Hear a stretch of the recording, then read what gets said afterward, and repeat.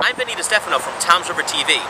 We had the chance to speak with Joseph Rullo, the former Republican congressional candidate, about the recent Ritacco controversy in Toms River, New Jersey. Let's see what he had to say.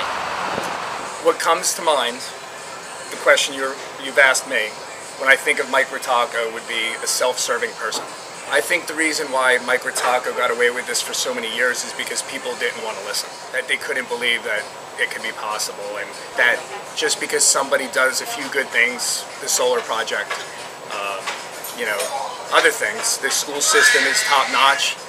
I attribute that to the teachers, to the great government that has been involved with that also.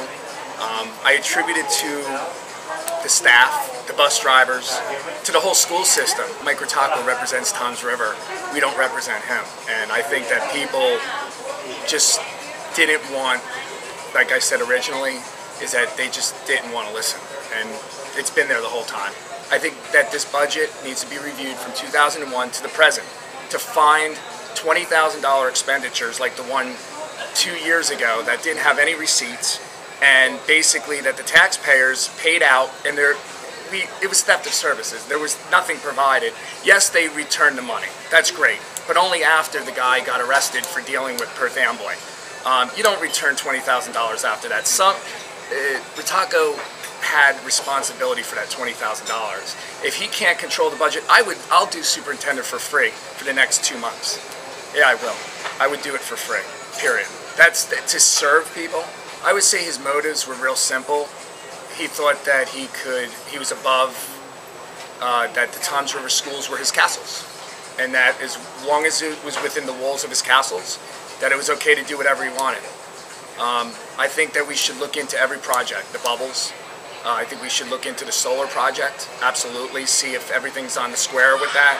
Some may say that, this is, being anti-Ritacco.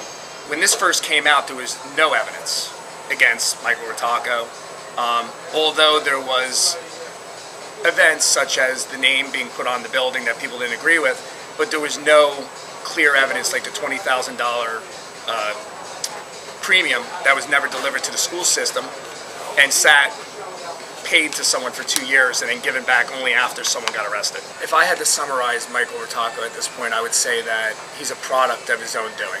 No one should feel sorry for him because he didn't feel sorry for anybody else, and anybody's been a victim of some of his elections that he's run and different.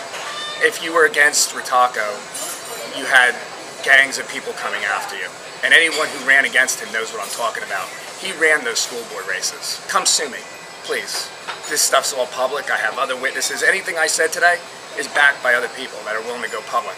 Michael Ritacco, in the 20 years that I've been going to events, and actually out of that 12 years as a Republican, I have never witnessed him ever being at a Republican event except for one, and that was about a week before the FBI raided his house. So I would assume that that was a coincidence, maybe perhaps to get some support.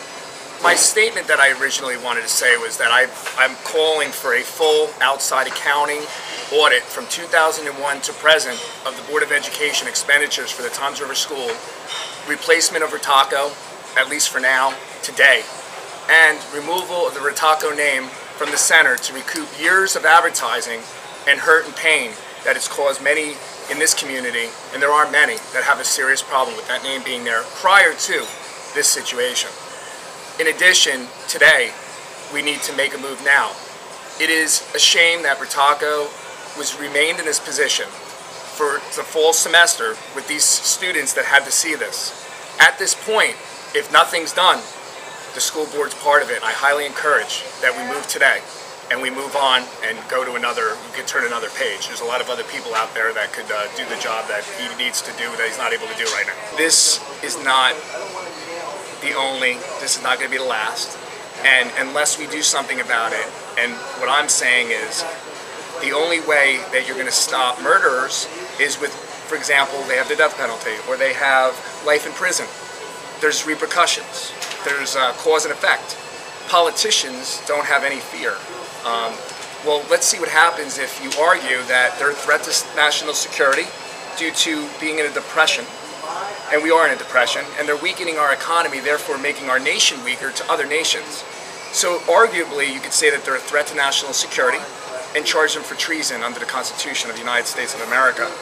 I don't suggest off with their heads, but I simply do suggest that they be charged accordingly. First offense, life in prison, throw away the key.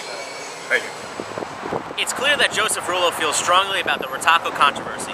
For Toms River TV, I'm Vincent DiStefano.